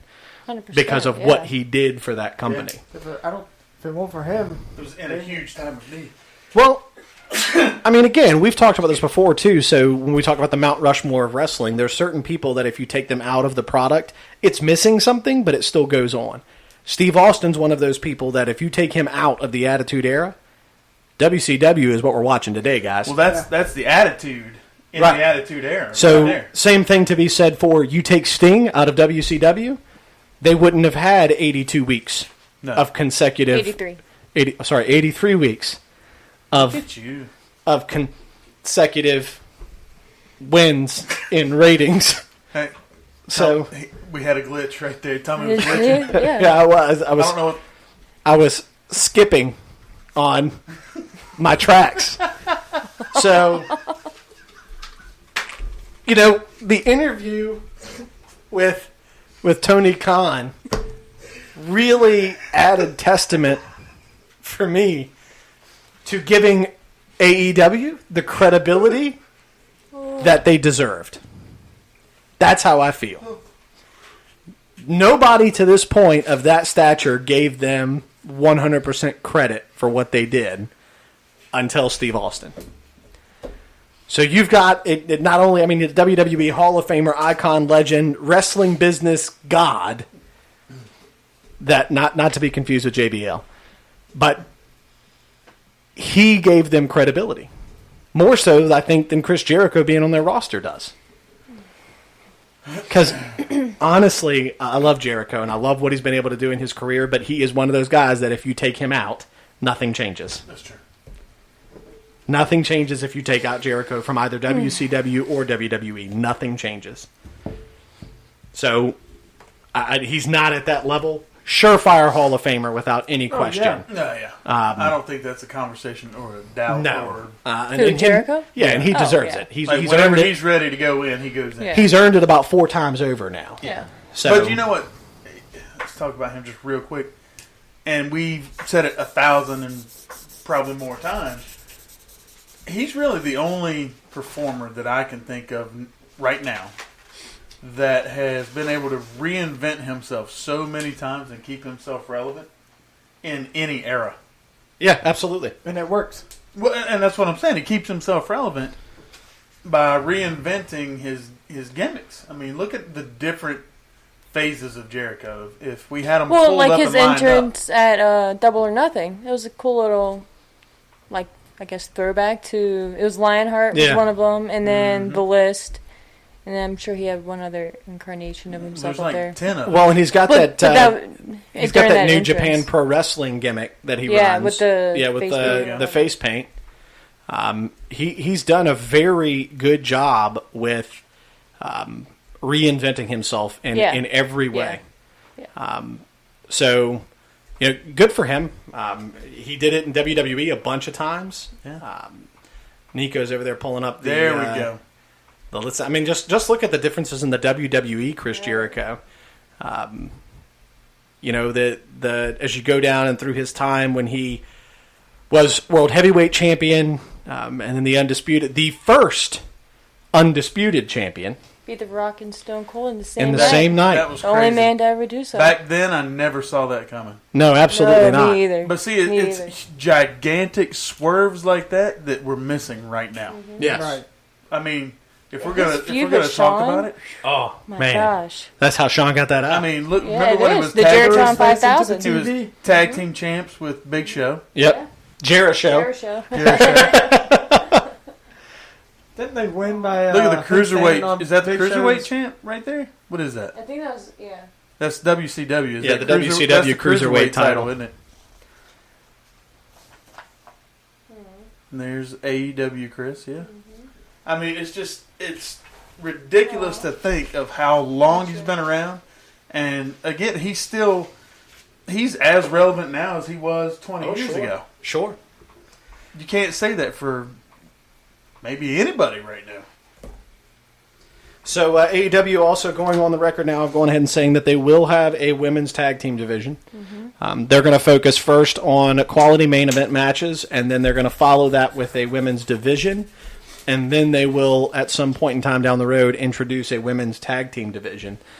Their roster size just really isn't there yet to carry that many titles. But it's I think it's inevitable at this point that they will have a fully functioning women's division similar to what WWE has. And also in that interview he did with Austin, he mentioned that he doesn't want this to be like a weekly traveling schedule. I think he said there's no way they're going to travel more than like 3 days a week or something to that effect. Because he mentioned Britt Baker as an example because she's a dentist, Yeah. has her own practice, all that good stuff. So he said that he wants to make it a point that they have an outside life or just a separate life that they can enjoy. I think it's a whole different... And then he'll allow them, but to take other indie dates and things like that. I think it's a whole different concept that we're getting from AEW. I mean, it's not going to be you're traveling, putting on a show every single day like the WWE guys are. It's you're traveling once a week to wherever your next show is, where that moves us right into the next topic of the AEW's weekly programming. It is now 100% confirmed that it's either going to be on a Tuesday or Wednesday night. Mm-hmm. Those are the 2 days that they're looking at so that they're not trying to compete with WWE. I hope it's Wednesday because there's nothing on television on Wednesday nights right now. But I heard a good point to that is for Wednesdays because especially for TNT when you have NBA playing Tuesdays and Thursdays. Yeah. NBA. Yeah. And they're not going to not show an NBA game because AEW is on. Right. So Wednesday Wednesday or Friday would make the most sense. Yeah, I mean, I don't at least starting off. Absolutely. And I think that, we've seen wrestling on TNT before. Mm-hmm. And they clearly made it a focus back then until, WCW let wrestlers run their shows. And then they couldn't figure out how much time they needed to run a program. But I don't think you're going to have that problem with AEW. But I agree. I think Wednesday makes better sense. Mm-hmm.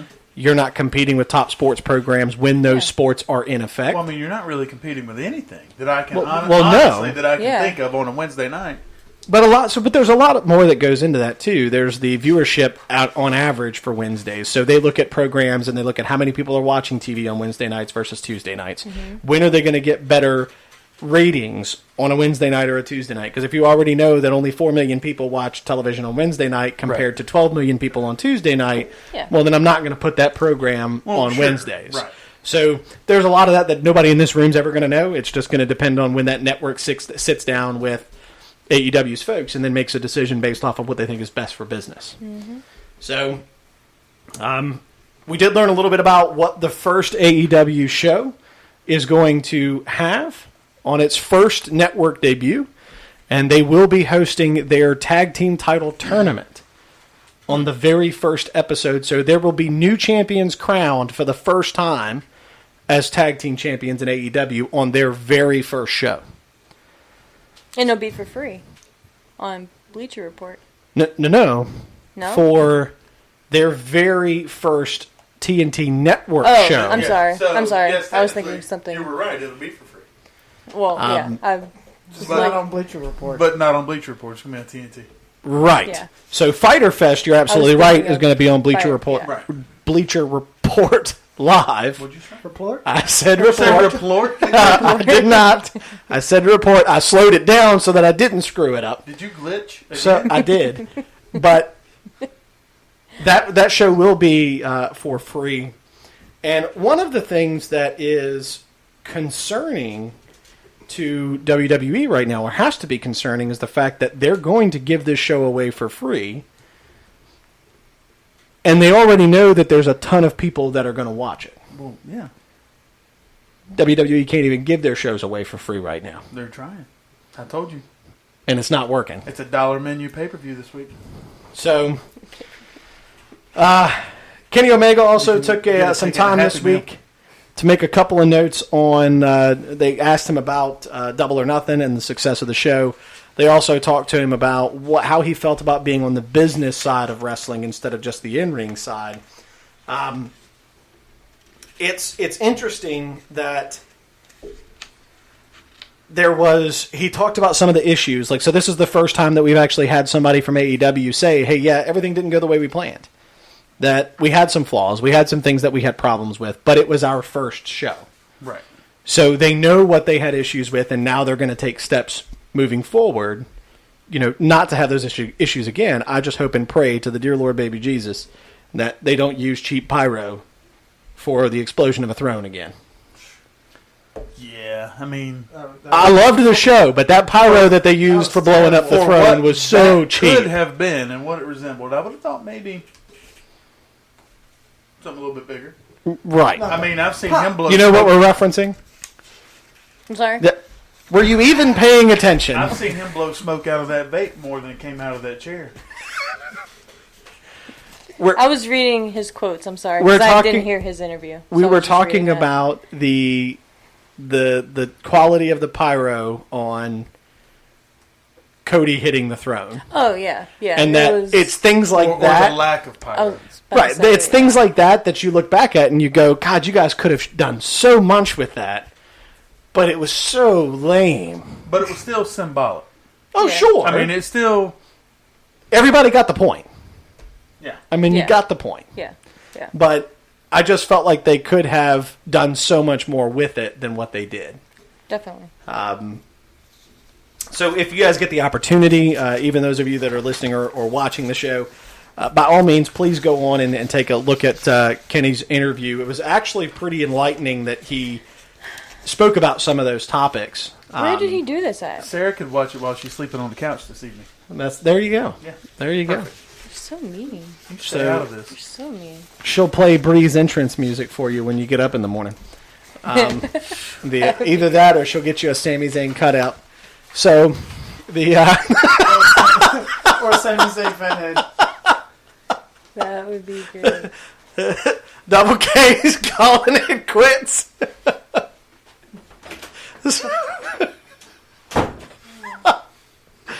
So, anyways, moving on.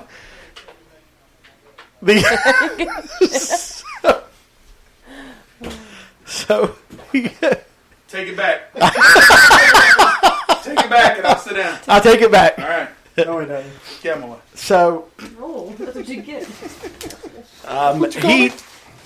Can't say that. he did that. Trying to take the light out.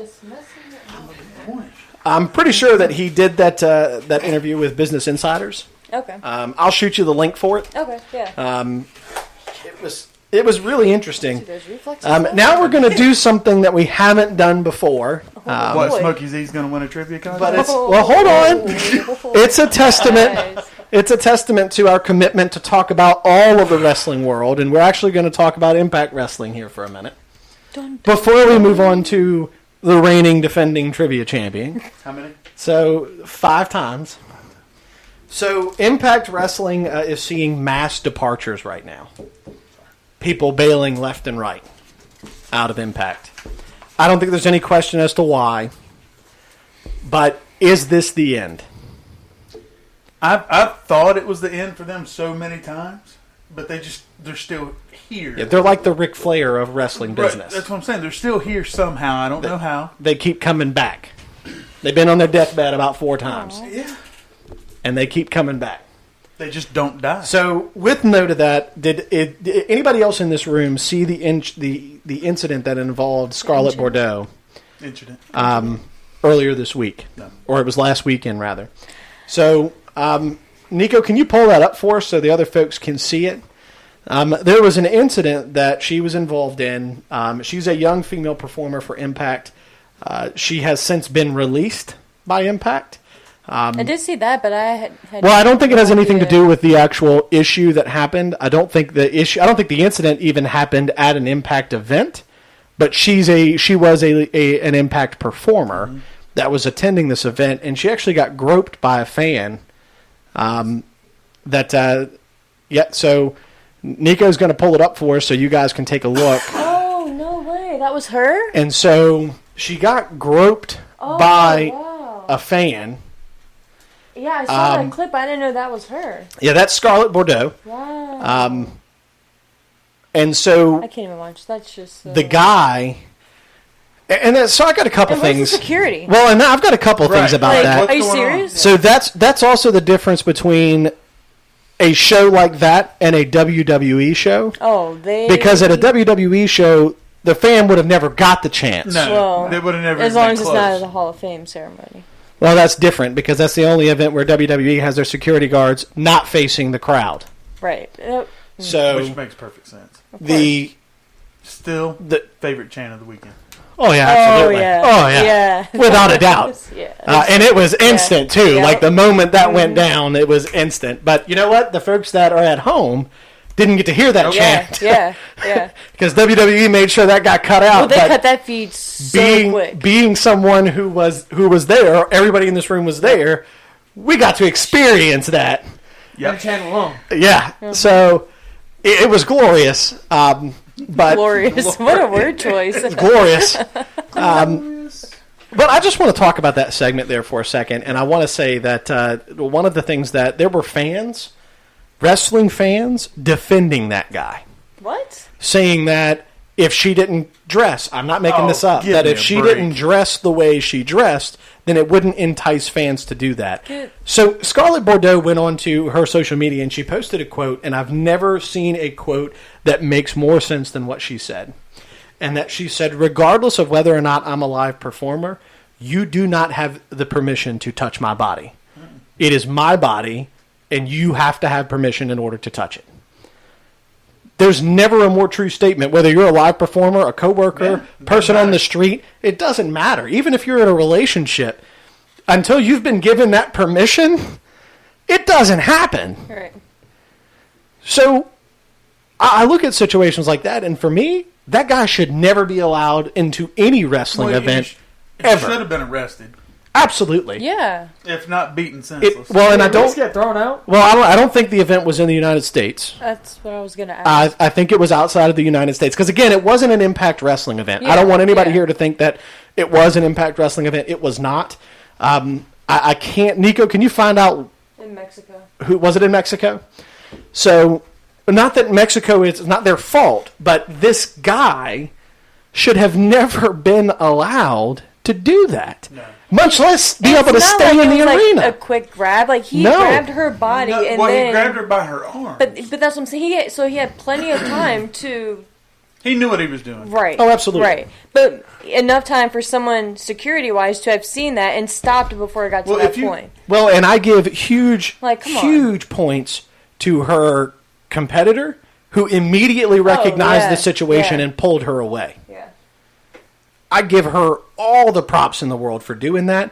And I actually, if I were to tell you that I'd be 100% okay if either one of those lady would have punched that dude square in his face. I'm Absolutely. surprised Oh, yeah. no. Because he no would have one did. earned it. Well, Yeah. I mean, what would WWE security would have been all Oh over my that gosh. Yeah. Yeah. guy? You know, He would have most, been as soon as, like, and They it would wouldn't have have been mattered. And it grabbed wouldn't have that mattered guy? where in the world that they were. no, That never would have happened. immediately. No, been thrown out. but it's just, But it's it's sad. it's like it's sad, He just really. said he wouldn't have even gotten that far. No, and it About should the have. time he reached across, Yeah. He would have been thrown he'd out. have been Yeah. done right then and He there. should have never been. That should have never been tolerated. Should have never been allowed. I don't know what, if any, action was taken on the behalf of the security or the facility where the event took place, but it should have. And shame on them if it didn't. Definitely. It's just things like that. There's no room for them in society overall, and there's a lot of things that I could say about it, but I'd have to go back and label this show explicit Right. to say how I really feel about it. Fair. But I did want to talk about it because it's situations like this that do deserve some airtime. They deserve attention because things like that can't happen. I mean, they just can't happen. There's no place for it in our world. So, that's anybody else want to comment on that? Anything else we want to talk about before we move on to our weekly trivia? Yes. What else you quick got? The Firefly Funhouse, and I only bring it up because doesn't it seem with this week's clip that it could be coming to an end soon? Well, I think with him vanishing out of the Firefly Funhouse at the end of that video clip, I think we see him Sunday. I do. I don't know in what form. If we see him Sunday, though, that is another one of those things that elevates Stomping Ground to a watchable pay-per-view. Well, sure. And I don't kinda- know. yeah. I don't know what that's going to look like, but I think that we've got a potential here for a Bray Wyatt sighting on Sunday. I don't know what that sighting is going to look like. I don't know if it's a vignette of him or if it's him physically showing up to be at the show. I mean, I think Maybe he's Kofi's next feud. we're at It's not Brock. we're at the point now where it's time. We've seen over a month of these videos now. It's time. They About were a month and a half. yeah. I mean, Yeah. let's ever see. since after WrestleMania. Yeah. We saw a 80s style workout video. We saw him Yes. smash a rabbit with a hammer. Strangely, So, and then well, turned the it whole into thing's been preserves. strange. The whole thing's been strange. Yes, But, but I love the look. it's a resilient rabbit, though. He was back He was. Yeah, I know. I with noticed that. crutches. He was. Well, it's understandable. No, I'm excited. I'm always been a Bray Wyatt fan. I hope that he is there on. Well- I'm more of a fan of this character than his last. Well, I was but- a huge fan of the original. Yeah. But what His we- music, What we talked one- about like top 5. multiple times Love it. is that Alarms on my phone. Oh, nice. he is Bray Wyatt he was one of the only characters that they I had. think you and I had that conversation Yeah. weekly, if not daily. Yeah, so it's so glad to see that they're still going to let him have a character. He's not just a Randy Orton. He's not just a John Cena. It's a character, which is what we don't have a lot of in WWE anymore. No. There's just people. There's wrestlers. There's not a lot of characters. Not saying that they're ever going to replace him, but somebody has to follow in the footsteps of Taker. Yeah. Yes. Because if not, that's a huge emotional part of your show that you're going to lose because you don't have that mysterious character involved in it anymore. So we'll see. Sunday, we'll know Sunday. Will know. We do have our normal wrestling picks for our group that will go out. The current Money in the Bank winner is Double K. Our reigning no holds barred champion is actually Nico. Our camera guy and sound guy. So it'll be interesting to see what. It'll be interesting to see. Isn't he also kind of like an intern? Yeah, kind of. Kind of like an intern? Yeah. He defeated the former and longest reigning no holds barred champion, Mann. I did have to give credit where credit is due. She is the longest reigning no holds barred champion. That's right. I appreciate that. But Appreciate that. guys, it's time for our weekly trivia. I thought you were going to say it's Vader time. I was waiting for like one more it's time and then it's Vader time. So I do have to do my normal introductions. It is the reigning, defending, undisputed Wrestle Rewind champion, Double K, 5 times. He has defended this title. Last week you got your first Where's it at? official title card. Where's your title? So I had to make room for this one. So we're going to get started. I promised Smokey Z that I would try to bring in some stuff Oh, from the I'm going to need you to calm down. more modern era, so Another glitch. we will. And I'm going to go ahead and tell you now that, again, it's the first person to 10. We are We'll currently keep score and make sure there's no cheat going on around here. going to be looking at the Royal Rumble of 2002 to 2003. Yes. Everybody got their buzzers? All Yep. right, I need to move this so I can see That's the right. buzzers. So we're So- doing like we did last week, only 2 guesses. Only 2 guesses. You can't hit the buzzer before the question is. If I know If you hit the an buzzer answer, before the question is finished, then you are automatically disqualified from being able to answer the question. All right. You will also only have 15 seconds to give your answer from the time you hit your buzzer. Kind of stresses me out a little bit. Okay? You didn't write these rules down either. So, I know. I know. are you ready, Smokey Z? Yep. Amen. Yeah. Double K. I'm ready. All right. You were born that way, weren't you? You damn right. All right, guys, here we go. Question number 1. Who shockingly eliminated The Undertaker from the Royal Rumble in 2002? It's multiple choice. Oh, so you don't get an answer. That's her first time, because technically Hold I on, why was... do you always bend the rules for her? You I- did it in our picks on a Sunday pick. No. No. Technically, No. technically, Nico? But the question was finished. technically, I did finish the question. Yeah. I have not given the choices. Because the answers aren't part of the question. So, You have hit your buzzer before, so you now must answer the question without any options. Okay, Maven. Maven is the correct answer. Because then they brawled throughout the whole arena, the popcorn stand. I was just like, oh, that's Question number 2. so funny. You're DQ'd on the next. These are all multiple choice questions. I'm letting you know now. There you go. The question was finished. Who was the runner-up to Triple H in the Royal Rumble of 2002? Was it Kane, The Big Show, Mr. Perfect, or Kurt Angle? Double K. Kane. It was not Kane. Smokey Z. Kurt Angle. It was Kurt Angle. That is correct. Nice. Did you see Smokey me Z. mentally change my answer there? I did. I changed it from Kurt. The card flip. I was like, All right, question number 3. Who challenged Chris Jericho for the undisputed championship at the Royal Rumble in 2002? Was it Booker T, Steve Austin, The Big Show, or The Rock?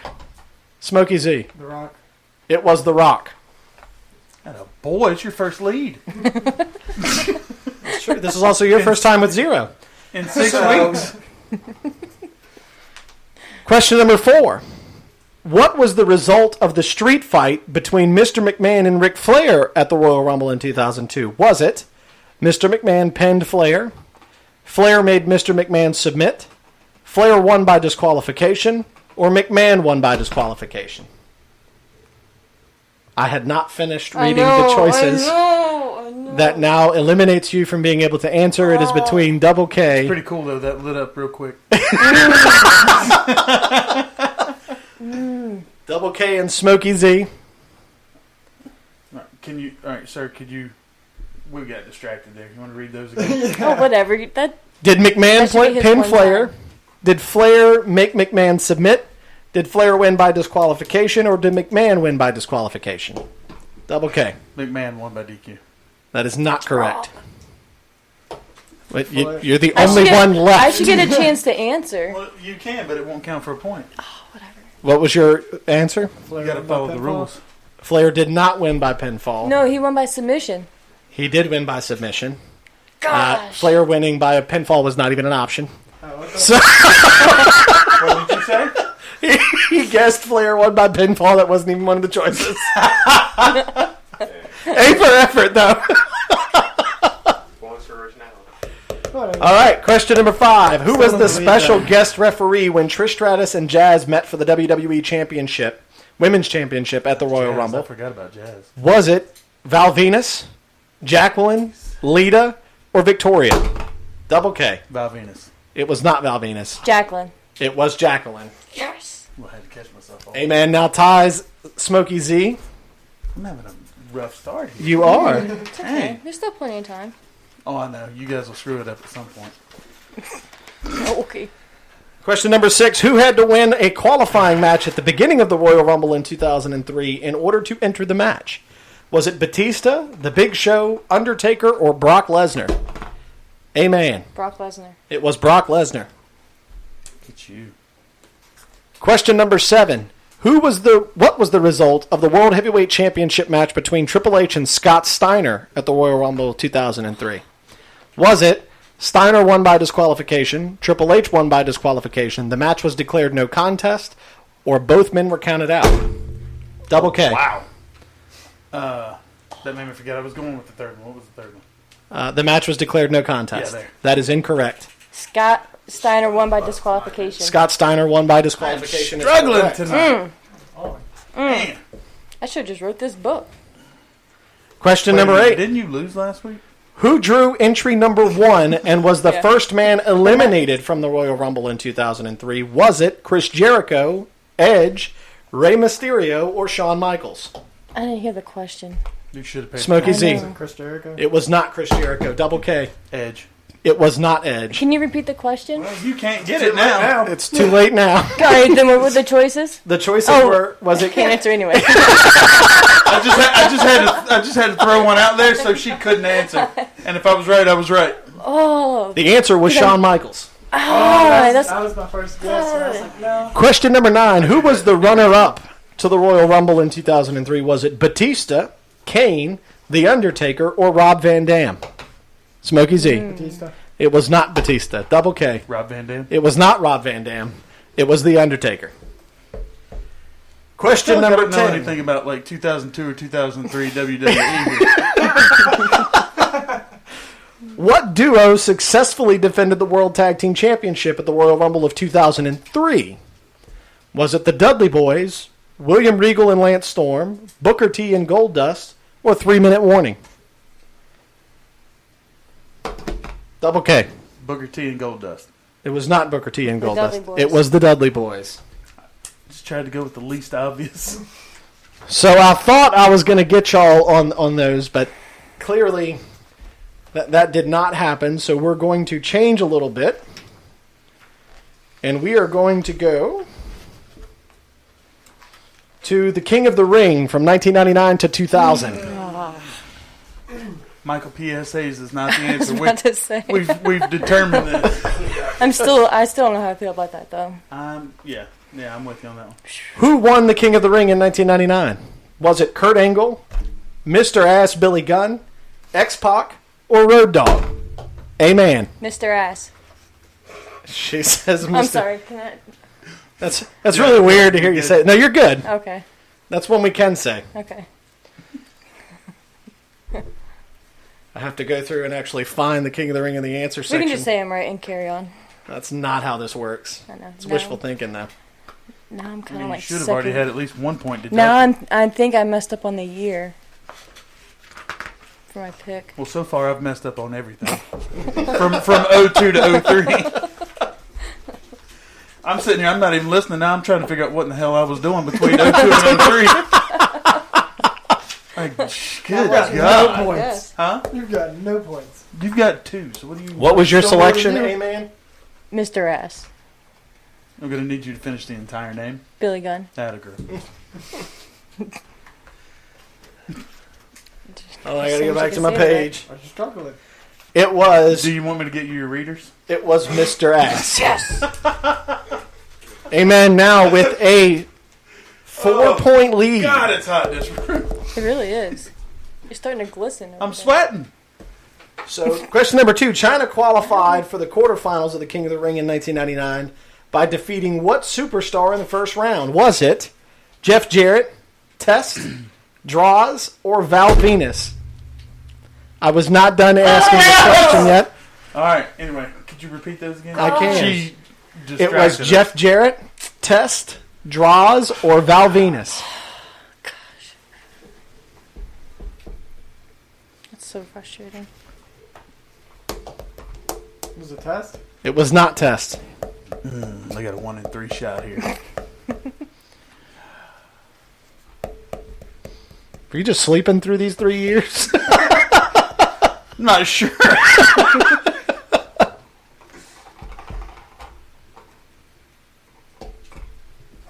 Yes. Val Venus. It was Val Venus. There you go. Double K gets on the board. Can you mark that down Look for at me right you. there? I actually knew that one. I just gave some dramatic effect for. What did Amen. Mr. McMahon and Shane McMahon gain by defeating Steve Austin in a ladder match at King of the Ring of 1999? Was it Austin couldn't challenge for the WWE Championship for 1 year? They won Austin's 50% share of WWE. Austin could not attack either man for the rest of the year unless physically provoked. Austin was suspended for 3 months. Double K. C. Do you remember what C was? C is incorrect. What were the answers again? Austin couldn't challenge for the title for a year. They won Austin's 50% share in WWE. Austin suspended for 3 months. I was not saying he had a chance to ask or to answer. I feel like I remember the answer now. Go ahead. I'm out. So. Amen, you were next. He just asked me to repeat the answers. Well, it doesn't count now. Oh, yeah. Remember she was out. She jumped out. Oh, that's right. She did. First one? It was not the first one. Too excited. The answer was Get too quick when you get too excited. B. It's the truth. Yeah. They won Austin's 50% share of the company. As soon as, like when I sat here and stopped and thought about it. What was the result of the WWE Championship match between The Undertaker and The Rock at the King of the Ring? Did The Rock pin Taker? Did Rock win by disqualification? Did Taker pin The Rock? or did Taker win by disqualification? Double K. Rock, pin, Taker. That is incorrect. Taker won by disqualification. That is incorrect. The answer was The Undertaker pinned The Rock. Really? I don't remember that at all. To win the title? Mm-hmm. Which year was that? You must have been asleep that year, too. I guess so. That was 1999. Okay. So bad. I feel like I don't See, I remember was that. What 3. am I doing? Oh, wait, am I got a point? You know what 3 is? What was It's the number right before 4. That one had to pull out first.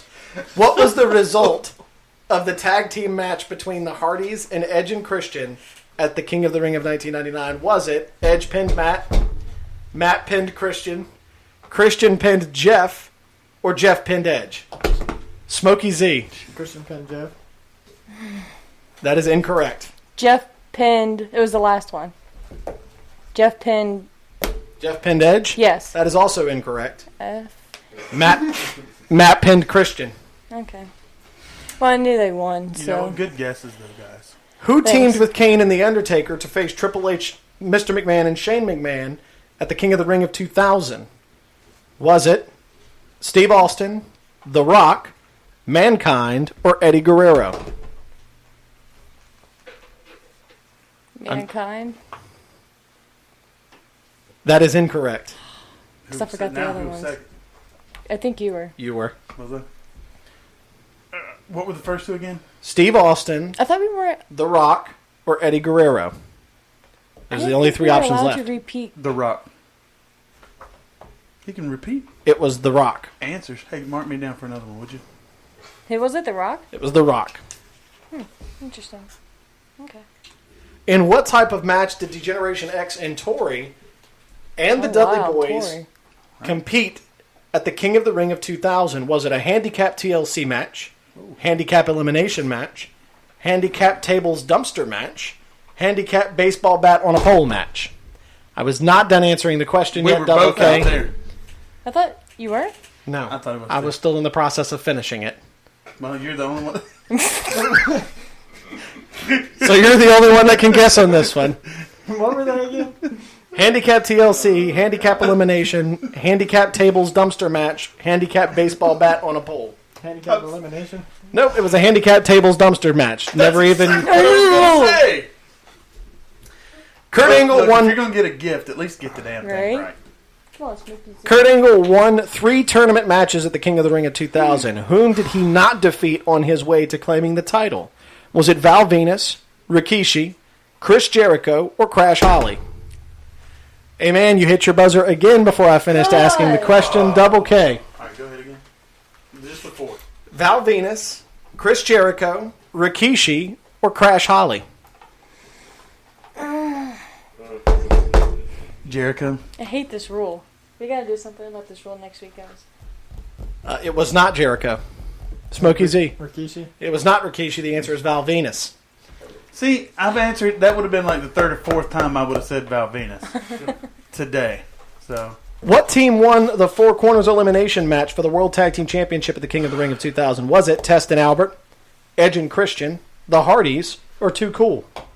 Smokey Z. Edge and Christian. It was Edge and Christian. I'm just gonna I was guess going to something do the same thing. just in case. Oh, Smokey Z got a point. Final question of this era. In God. what type of match did Gerald Briscoe and Pat Patterson compete in at the King of the Ring of 2002? Was it an Walker evening gown match, a dumpster match, pink slip on a pole, or a jello match? Double K. Pink slip on a pole. It was not a pink slip It on was a the pole. evening gown It was match. an evening gown match. You don't forget that site. Okay. Fair. I mean, you don't. It's fair. I remember. All right. This is a terrible performance right now. It's okay. You know, we all have our nights. The following How pissed you questions. going to be when I still win? Nah, because it's not gonna happen. The following questions are not multiple choice. Wait, so after the question, I can hit my button. You can hit your button. Thank God. Each player can have a guess at the answer. Hello. Wait, what? We're trying to expedite this as quickly as we can. Question number 1. Who was the And these are not in any particular chronological order. Wait, so what are we doing? Are we not hitting the button? Nope, hit your buzzer. But each one of you can have an opportunity. You don't hit your buzzer. Each one of you can get an opportunity to ask the question if the first two fail. First one to get the answer correct gets the point. There are not multiple choice. They are not in any chronological order. Who was the ministry's higher power? Amen. Undertaker. That is incorrect. What? Double K. The ministry. Oh. What? Yeah, no, what him? Oh, man. Okay, then who was it? Double K. I was going to say the same thing. Hang on. You're down to 8 seconds, Double K. I can see. 5, 4, 3, 2, 1. Vince. It was Vince McMahon. That is correct. Ooh, I was just kidding. I knew the whole time. Whatever, dude. Yep, because I remember he comes out and says it was me all along. Yep. Do you remember the corporate ministry? Yeah, but The do higher you not power- remember Stephanie well- on the symbol Yeah, but being sacrificed? that's why it was such a big deal when they found out that Vince was the higher power. I guess I felt that's like when I fell asleep You because I feel don't remember right that at now how all. I felt between the years of 02 and 03. I do not remember that part. at So, all. yep, Vince got introduced, and that's when the ministry became the corporate ministry. Oh, that makes sense. All right, here we go. Who threw in the towel for Bret Hart when he lost the WWE Championship in a submission match to Bob Backlund at Survivor Series of 1994? I don't know that one. Hint? Sure. Not a WWE superstar. Well, that's not helpful. I mean, you actually, that was the worst hint ever because the damn scale just got much broader on who it could be. It is a member of the Hart family. Stu Hart. Not Stu Hart. He was dead. Well, I mean, also not a WWE superstar. That's fair. It is a female. Was it one of the wives? You got to give me a name. Wives? Wives. Wives. Sorry, that's not One of right. them wives over there. Hey, man, you're down to 5 seconds. I need a That's not name. fair. I need a name. I forget her name. Kim. It is not Kim Hart. Oh, Smokey Z, do you have a guess? the first thing that came The to answer mind. is Helen Hart. Helen. Helen was one of the wives. Helen. Who I should get like a defeated half point. Who defeated Jerry Lawler in a Kiss My Foot match at the King of the Ring of 1995? Amen. Bret Hart. Bret Hart is correct. Yes. Who acted as the special guest referee for the Brock Lesnar versus Goldberg match at WrestleMania? I did not finish asking the question. Good Lord. Who acted as the special guest referee for Brock Lesnar versus Goldberg at WrestleMania 20? So Hey, you want to give us a hint? there should be like, if they can't answer, then I get reinstated into No. this question. That's not how it works. No. We're done bending rules for you, Lesnar. How do you guys not know this? That's the question I'm asking right now. Calm down, wives. Nico, start the timer for me. Give a hint That before should you have start been the timer. started. It's a WWE Hall of Famer. Hell, I I'm forgot like the question. so disappointed. Who was the special guest referee of the Lesnar Goldberg match at WrestleMania 20? The only I got good nothing. The answer to the question is Stone Cold Steve Austin. I couldn't get there. Yep. She's got to go pick up her marker that she chucked across the room. Oh, I figured she was just leaving. Which heavy metal Wow, legend? win. Which heavy metal legend managed the British Bulldogs at WrestleMania 2? Oh, God. Hint? Yes. He had his own television show. Along, I'm not done yet. Okay, all right. Along with his family, in the 2000 time frame. Ozzy Amen. Osbourne. It was Ozzy Osbourne. That's a good one. Thanks. Oh, that's so funny. Oh, Who was the first NXT champion? asshole. Oh. Yeah. Seth Amen. Rollins. And I Seth believe Rollins. there's a new I was That champion. is 10 points for Amen. She is our new No, you. I'll do it. Wrestle you're not. Rewind You're not. Trivia Trust champion. me, I'll do it. Come on. Folks, I mean, now I'm gonna feel like a jerk if I don't trust you, uh, You or an will even be. more stupid if I do. It's like a lose-lose. Come on. the things Big that this sport. Why would you not shake somebody's hand after you win? Big the, sport. the Right now we can things give a real that high this five. group does to each other is just beyond me. I mean, So we talked about a lot tonight, guys.